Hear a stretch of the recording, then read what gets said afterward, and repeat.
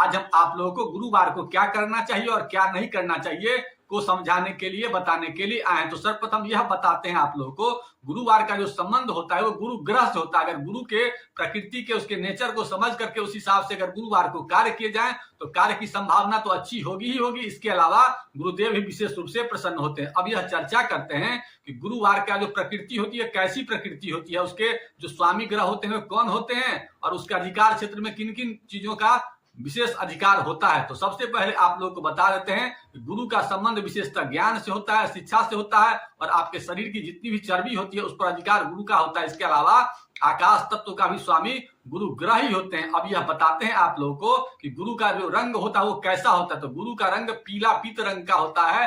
पीला रंग गुरुदेव के होते हैं। उस दिन अगर पीला रंग का प्रयोग किया जाता है तो विशेष फल की प्राप्ति होती है। इसके अलावा ऐसे लोग जो गुरुवार को हरे रंग का कलर पहनते हैं उन्हें विशेष नुकसान की संभावना होती है, क्योंकि गुरु का जो सबसे एंटी कलर है वो हरा माना गया है। अब यह बात करते हैं कि गुरुवार को अगर दक्षिण दिशा की ओर यात्रा करते हैं तो विशेष नुकसान की संभावना होती है। अतः अगर बहुत मजबूरी हो तो जीरा खा करके उधर यात्रा करेंगे तो नुकसान की संभावना कम होगी।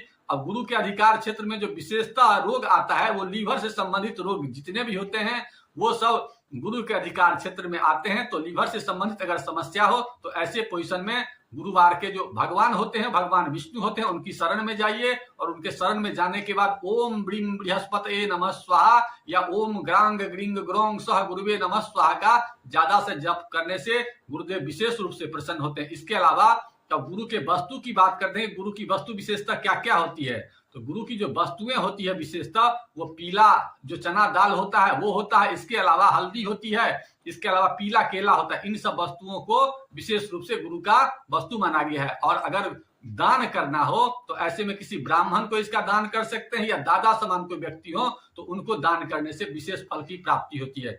अब यह बात करते हैं कि गुरु की जो अपनी राशि है वो क्या क्या है और गुरु के जो अंक हैं सो क्या क्या होते हैं। तो गुरु की जो अपनी राशि होती है धनु राशि और मीन राशि गुरु की अपनी राशि होती है। ये विशेष इनके लिए अच्छे होते हैं। इसके अलावा गुरु की जो लग्न होती है वो मीन लगन और धनु लग्न भी होते हैं। इसके अलावा गुरु का जो अंक होता है 3 होता है। तो इन लोगों के लिए अब हम विशेष उपाय बताने के लिए आए हैं। तो लेकिन बताने से पहले आप लोगों से एक नम्र निवेदन है कि अगर हमारे चैनल को सब्सक्राइब नहीं किया है तो कर लीजिए।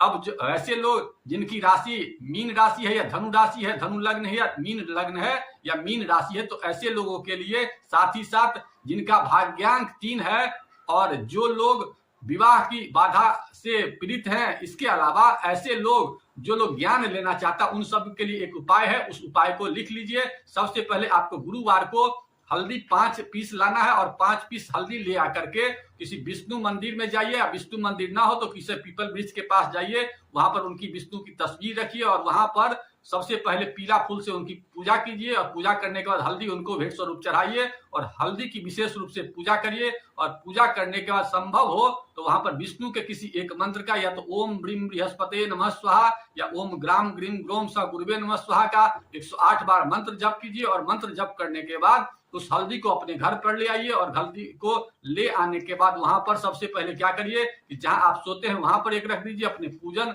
कक्ष में एक पीस रखिए और अपने जो ही पर्स वगैरह वहां रख दीजिए। और किसी शुभ काम में अगर जाते हो तो वहां पर उस हल्दी को लेकर के जाएंगे तो आपके कार्य की शुभता में 100% बढ़ोतरी होगी। इसी बातों के साथ आज के पोस्ट को यही समाप्त करते हैं। पोस्ट अच्छा लगा तो लाइक करिए और किसी प्रकार की शिकायत है तो नीचे दिए कमेंट बॉक्स में से डालिए।